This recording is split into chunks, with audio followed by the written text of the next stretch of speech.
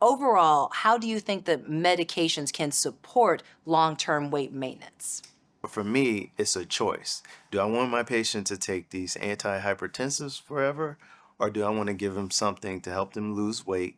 And perhaps they may Interesting. not even need to take the antihypertensive anymore. Right. I think Interesting. obesity is such a big problem in the United States that the weight loss medication, it has a role. Like, do I think it's going to resolve our issue with weight loss? No, I think it's a multifactorial problem, and I think this helps some people. Mm-hmm.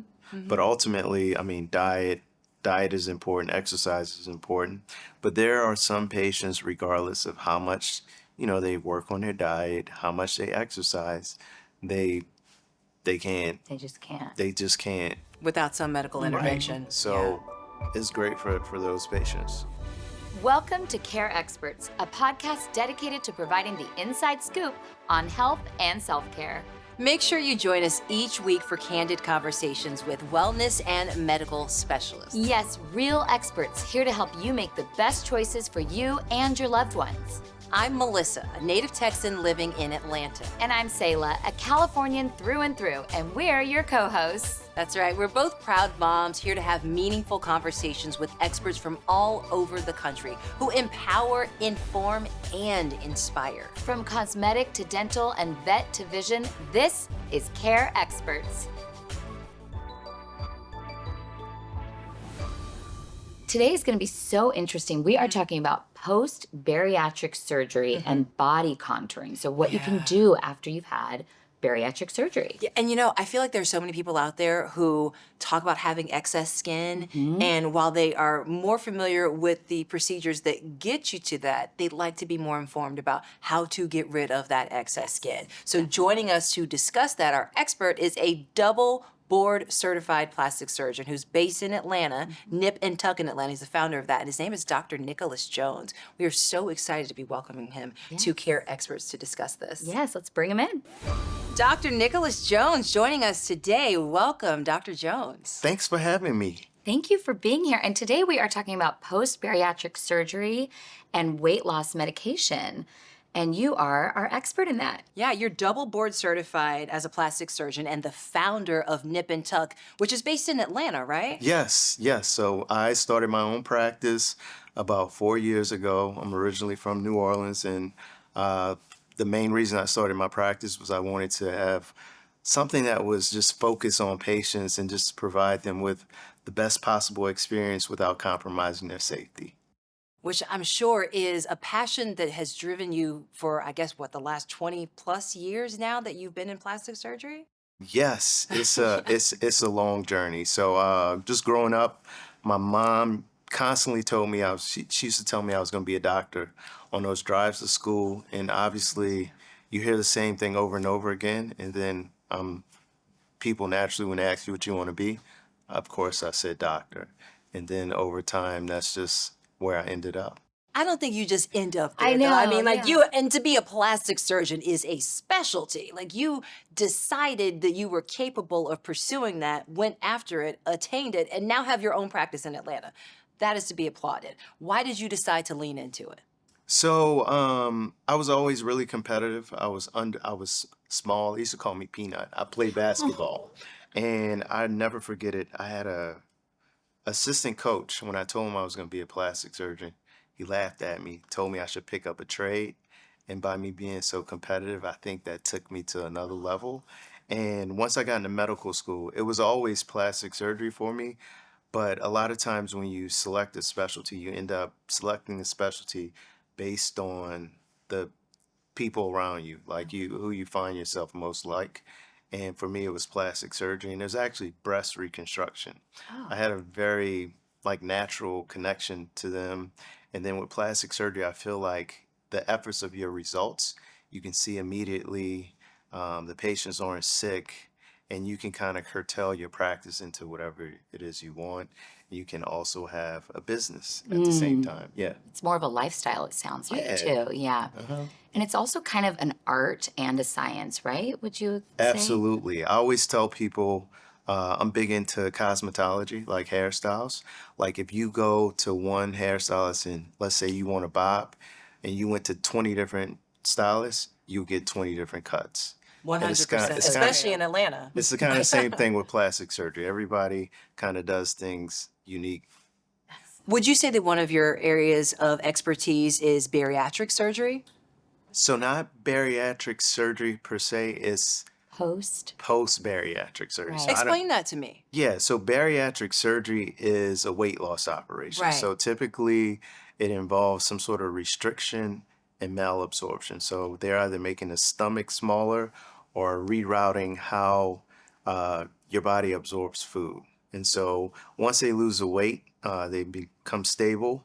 They come to someone like myself, plastic surgeon, because they usually have excess skin. And the excess skin can be troublesome for lots of reasons: appearance, functional, infection, and they just want to look better.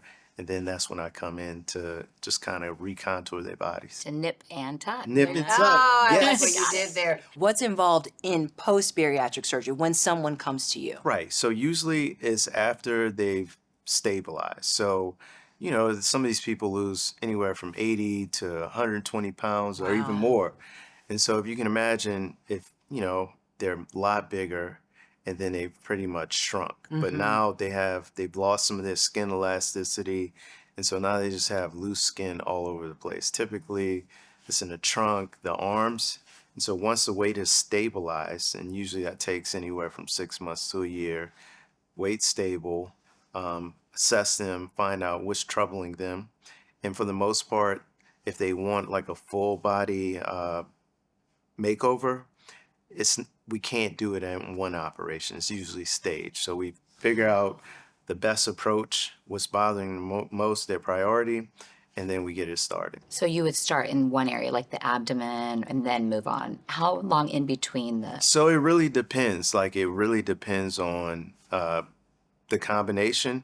Like for example, I would never do arms and the legs together because they'll be immobile. So you do something like that, they're at a higher risk for DVTs or blood clots Right. because they're not moving around enough. Okay. And so other thing you have to take in consideration, underlying medical conditions, the length of the procedure, and how much time they have available and who's going to be taking care of them. So typically for me, 6 hours, I won't, if I can't do it in 6 hours, then they probably need to have it staged. Oh, wow. Who's a good candidate for post-bariatric surgery? Okay, so that's a great question. Anyone who, I mean, in good health. What do you do? How do you determine good health? What is Good that? health meaning if you, I mean, if you can imagine, most of these patients have some sort of underlying comorbidity, whether it's hypertension and diabetes, but typically after the weight loss, the diabetes is resolved, the hypertension's either gone or is better controlled. And so patients who are in normal health or if they have comorbidities, they are controlled. And so they're controlled, I assess them, their weight is stabilized, and if as long as I feel like I can meet their expectation and I can do it safely, then we can do surgery. That's great. And then if you did do one area, let's say you could do it within 6 hours, how long do they have to wait until they can do the next area? Great question. Usually about 3 to 6 months. Okay. Because you want your body, give your body some time to heal. And also there's inflammatory processes going on. And so if you don't give them enough time, you take them back to the OR, they're at a risk again for complications. The biggest concern would be DVTs, Blood which is the clots. blood clot. Okay. Yes. So you have a double board certification in plastic surgery. What does that mean exactly? Right. That's a great question. Double board certified, meaning I completed specialty training in 2 specialties. I first completed general surgery, which is 5 years, and then I did plastic surgery, which is another 3 years. You were in school a lot. His passion, he was dedicated. A His mama long told him time. he was going to be a A doctor. He's like, long well, I'm not going time. to be Yeah. a doctor. I'm going to be like one of the best. Right. Yeah. And so I'm not going to be Peanut anymore. most people use that as like as a marketing tool. It's kind of like a Sure. marketing tool. It sounds really good. Yeah. Yeah, it doesn't sound good. Like Yeah. if I was triple board certified, wouldn't that sound better? Yes. Well, he's only Yeah. double and Yeah. you're triple. I'm Oh, going with you. yeah. Yeah. What I think I got out of it is a lot of doctors, they may not have as extensive training. Mm-hmm. And so if you're double board certified, the general surgery, I feel like I can take care of patients. I'm more comfortable dealing with complications If something were to happen. as opposed to someone who completed plastic surgery Mm-hmm. residency. They don't have as extensive amount of training in other specialties or just the general surgery part, like the trauma intensive, the ICU, the critical care, just dealing with problems. I think I'm more abreast of taking care of You've complications. seen a lot more fires happen. Yeah, I think it just makes you mature. I think it just makes you a better doctor. That's all. Yeah. After someone has had bariatric surgery and they come to you for their post-bariatric surgery, why is there so much excess skin and why does the skin lose its elasticity? Great question. So, lots of reasons. So, for one, it's a rapid. They've lost a large amount of weight in a fast time. It's just really fast. So your body hasn't had, or your skin hasn't had enough time to adapt to the rapid weight loss. So let's say if you're losing the weight over a more controlled period of time, your skin can adapt. But as you age, you lose elasticity, your collagen, you lose your collagen deposits, and then also with the rapid weight loss, you have nutritional deficits like your vitamin deficiencies, malabsorption. So your body just isn't functioning the same. And then you also lose some muscle mass. So that all leads to the excess skin. Okay. But certainly post-bariatric surgery is not a quick fix, especially if there are multiple areas that you need to tend to as a surgeon. Absolutely not. Right. And Yeah. what does that timeline look like for somebody? Let's say there are two areas of concern, perhaps the trunk area and the arms, and you've already explained that there is a certain amount of time that they'll have to wait between those surgeries. Give me a time frame or a timeline for what someone could expect to see their So, optimal results. okay, yeah, great question. So, for someone who's dealing with a trunk in the arms, oftentimes I can combine those two procedures. But let's say we combine those two procedures, do the surgery. I usually recommend that patients give themselves at least about 6 to 8 weeks to completely recover. And when I say completely recover, at 6 to 8 week point, you can resume all your normal activities. That's heavy lifting, travel. And when I say travel, I always tell them give yourself about a 6 to 8 week window.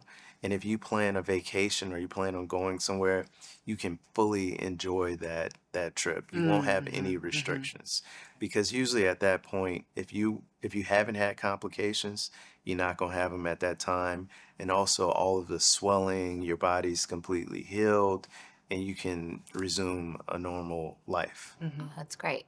Can you talk about also the types of body contouring procedures that are available? Circumferential body lifts? Right, circumferential body lift, that's a common one, but let's start with like a really basic one. So abdominoplasty or tummy tuck. Oh, Usually when patients lose a lot of weight, they're going to have some sort of truncal or loose skin of the abdomen. It's called a pannus. And so it's usually we address that with a tummy tuck or abdominoplasty, which is a lower abdominal incision, lift up the loose skin, tighten up the abdominal wall, the muscles. So your rectus, your ab muscles, like if you've having kids, those muscles separate. So part of the procedure is putting the muscle back together. So we repair that and get rid of the loose skin. Now, a circumferential body lift. So not often, sometimes patients have excess skin all the way around and things just begin to droop. And so circumferential body lift addresses the lower back and it helps lift the butt up and it also gets rid of the excess skin. The excess skin, it's not always limited to the anterior or the front of True. your body. Yeah. It goes all the way around. So by doing circumferential, we're able to Ooh. contour the waist, like take everything in. yes. So that's a common procedure brachioplasty. That's getting rid of the loose skin of the arm. Sometimes they have loose skin of the back, the upper back, and that's a back lift. And then also, I mean, facelifts, neck lifts. Do you do those too with the excess skin there? Yeah, yeah. Wow. So Okay. yeah, you can. I mean, it can affect all of your body, and it just really depends. A lot of it depends on your genetic makeup, how much weight you've lost, and where you started. So some people, I mean, they may not have any evidence of or loss of elasticity of their face. It may just be limited to their breasts or Right. their abdomen. Is there an overall body lift surgery? Like if everything has drooped, Right. can you pull it all right back up? So yeah, you can address like the whole body, but again, that's not something you want to do all at once because the longer you're under anesthesia, the more likely you are to have a complication. Like it's just a long surgery can lead to puts you at a higher risk for You complications. said your max was 6 hours. I mean, It's a long surgery anyway. I'll go over six sometimes, depending on the health of the patient. If Sure. it's a healthy patient, sometimes I'll go over, but the other thing you have to take into account with bariatric patients, so when they were heavy, in order to meet the body's energy needs, the blood vessels they get bigger, they're engorged. And so when they lose the weight, those vessels are still large. So they're at a higher risk of having bleeding during the surgery. The vessel, like I said, the vessels are larger. And then also with the weight loss, especially the surgical weight loss, their body their bodies doesn't they don't absorb nutrients the way a normal person bodies does. So healing can take a lot longer. And that's just been my experience with bariatric patients. Like for whatever reason, sometimes it just takes them a little bit longer to recover.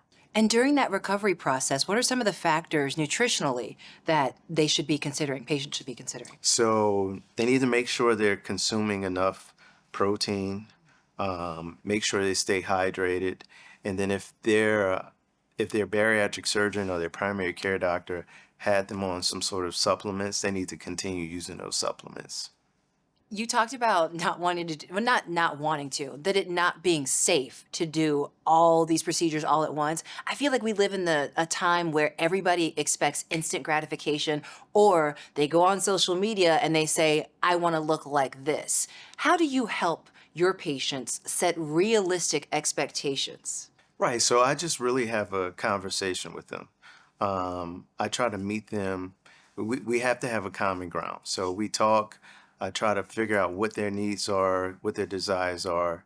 And if we can't have a realistic conversation, I can't do that. So we have to be realistic. Yeah. And so if we can't be realistic and I don't feel like I can meet their expectation, I'm probably not the surgeon for them. But sometimes, even after bariatric surgery, they may need to lose some more weight. Really? And Before coming to see you. Before coming before to do it. having surgery, Okay. right? Yeah, so we can either use some medications or I can have them go back and see their bariatric surgeon, their provider, and see if there's something else that can be done. Wow. Yeah, because everyone's not a candidate for surgery. Right. Who isn't? Who is not a good candidate? A poor candidate would be someone who has the comorbidities, like if their hypertension is uncontrolled, if they've had a history of a pulmonary embolism, if they have any sort of blood dyscrasias, such as or blood abnormalities such as sickle cell disease, um, recent stroke, heart attack. Um, You need to be in good overall health, is what you're you need saying. to Yeah, because there are a you lot of need risks involved. What are some of the impacts of some of these body lift procedures, like the lower body lift versus the upper body lift? Can you talk about the different results someone could Right. expect? So for the lower body lift, it's essentially um, lifting. Like if you have laxity of your lower body, it's reshaping your butt. Like if you have laxity there, it's going to get rid of the excess skin and it's going to take your waist in. It also helps with your thighs. It's just repositioning. It's just lifting everything up, just restoring what you look Tightening like. it? Yeah, Okay. tightening and lifting. But the upper back lift is exclusively, if you've ever seen someone with bra rolls or excess skin of their upper back, it's to get rid of the laxity there. Now, Oh, Okay. I didn't even know you could get rid of I that. didn't I either. personally am not a big fan of that surgery because it leaves a visible scar. Okay. Now with the lower body lift, the circumferential body lift, when they have on clothes, it may not be. I mean, you can put on a bathing suit and that can be hidden, but the Wow. scar across your back, it's a Is sign. that one a big one across It's the a clear sign that you've had surgery. Right. Right. Does it go all the way across the It back? does. It does. Yeah. Okay. What are some of the benefits that you've seen from your patients who have achieved those optimal results as far as how it's changed their lives? I would say the number one benefit or what I've seen is confidence, restoring confidence so that you can go back and be a functional member of society, be the best version of yourself, and continue with your life. I mean, for a lot of these patients, they've been, heavy for a really long time.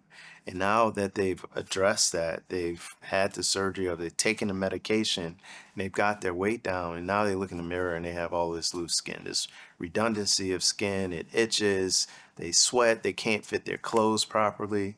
And now we've done the surgery and now the clothes fit. That's amazing. I mean, just being able to put on a belt or being able to see your belly button. Like for some patients, that's enough. It's life changing. Well, and to Yeah. think you went through this whole surgery, bariatric Right. surgery, and now you have all this, it's a little depressing. So then to do this, Right. it must be life changing. Restorative for sure. Restorative, Yeah. yeah. And I feel like for you as a surgeon, I mean, obviously you're working on the outside, but the work that you're doing on the outside of the body is having such a tremendous impact. So, you know what we've been hearing a lot about, Dr. Jones? And when I say we in society, so much about these weight loss medications or being used as weight loss medications, although they weren't necessarily intended for that in the beginning. Let's talk about that, right? Overall, how do you think that medications can support long-term weight maintenance? I think it's a great option for the right patient. It's just it's a choice. So either way, in my mind, this is how I approach it. And it's interesting because some doctors, like a lot of primary care, I have patients who go to their primary care doctor and they won't give them the weight loss medication. But for me, it's a choice. Do I want my patient to take these antihypertensives forever, or do I want to give them something to help them lose weight? And perhaps they may not Interesting. even need to take the antihypertensive anymore. Right. I I thought think about it I that hadn't way. either. That's I so I interesting. think obesity is such a big problem in the United States that the weight loss medication, it has a role. Like, do I think it's going to resolve our issue with weight loss? No, I think it's a multifactorial problem, and I think this helps some people. But ultimately, I mean, diet is important, exercise is important, but there are some patients, regardless of how much, they work on their diet, how much they exercise, they they can't, They just can't. they just can't. Without some medical intervention. Yeah. So it's great for those patients. For some patients, what you can do instead of having to excise all of the skin, if they have mild to moderate uh, excess skin, you can do some liposuction as well as skin tightening. And so it's not for everyone, but you can use this in the neck, you can use it in the arms and various body parts without having to do the big excisional procedures. But like I said, it's not for everyone. And I think one of the biggest game changers in the whole bariatric surgery, post-bariatric patients is the weight loss medications. So Okay. patients who, once had to undergo the surgery, they can achieve similar weight loss with just taking the medications. And not only that, it can be more controlled. So instead of losing, 60 to 80% of your body weight in a period of, 3 months, it can be extended over a period of time where your body can adapt Oh, that better. makes sense. So that means less excess skin Maybe, Potentially, potentially, yeah. right, Okay. right. Wow, that Wow. is interesting. Okay, Dr. Jones, this is the part of the podcast where we ask you questions from our audience. It's called Okay. Ask the Expert, and obviously you're the expert. And here's the All right, first let's do it. question. What's the first question? Okay, how long after bariatric surgery should I wait before considering body contouring procedures? So you need to your weight needs to be stable for about 3 to 6 months. So stabilized weight, and then I would consider surgical options. Okay. All right. This next question is, are there non-surgical options available for addressing loose skin after significant weight loss? Yes. Okay. So I just mentioned the radio frequency. Mm-hmm. So there's several devices. I would say probably the most common devices that I use. One is called Renuvion, Oh. and the other is In Mode Body Type. And basically, this is something that can be done in an office. You don't have to be asleep. You can be awake, and it's usually in combination with liposuction. And just keep in mind, not all patients are candidates for the non-invasive procedures. It really depends on the amount of laxity that they have. And this can be facial, it can be used in the neck, it can be used in the body as well. And it's permanent. Yes. Wow. That's so interesting. Yeah, basically what it does is it damages your collagen, causes your body to produce more collagen, which causes your skin to tighten up. To tighten it. Yes. Wow. Yes. There's so many things now. I know, all these advances in wow. technology. Okay, this person wants to know, Dr. Jones, how do you determine which body contouring procedures will give me the best overall results? Great question. So that it just really depends on what their priority is, and obviously their overall health, and then the amount of skin laxity they have. Like patients who have mild to moderate skin laxity, they have more options. If you have a severe amount of skin laxity, you're probably going to need some sort of excisional procedure. That makes sense. This person asks, what are the pros and cons of using weight loss medications like Ozempic or Wegovy after bariatric surgery, which we've kind of touched on. But Yeah, I would say the pros, you don't have to have another surgery. And also your weight loss can be more controlled. And it can be as simple as a shot.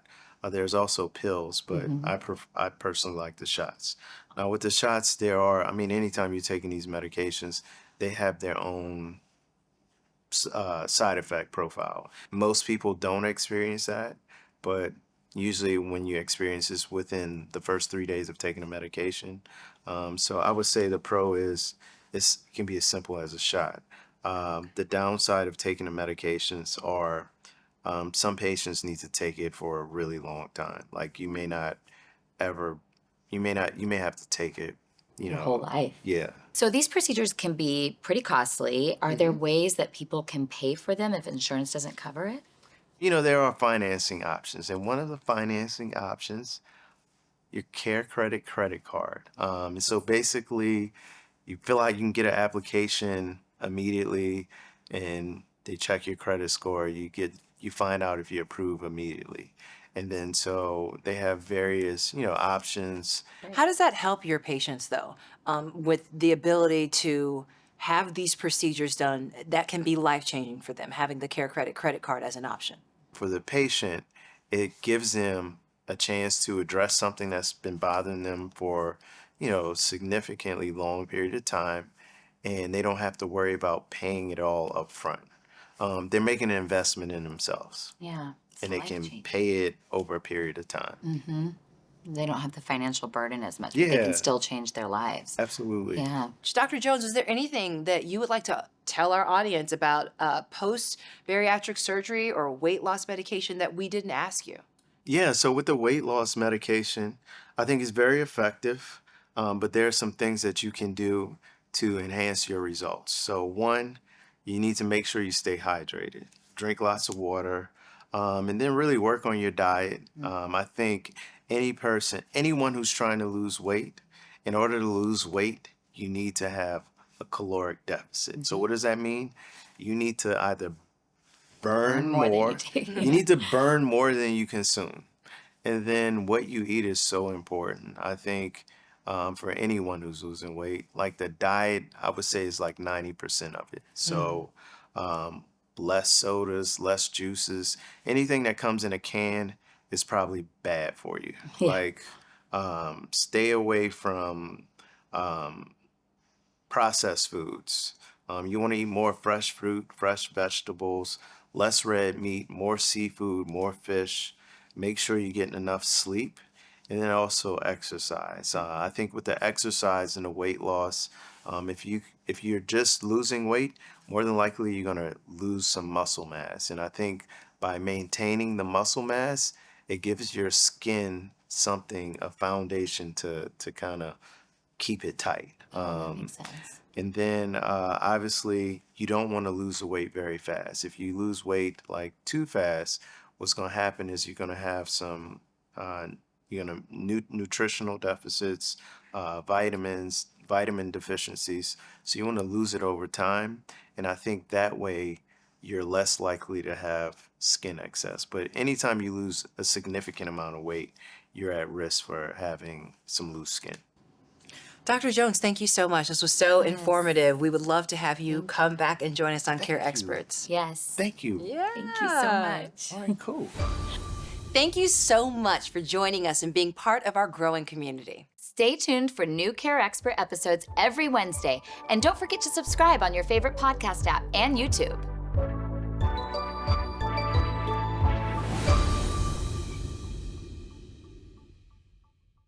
Hey, stick around if you want to hear more about health and wellness in these episodes of Care Experts. Don't forget to like and subscribe.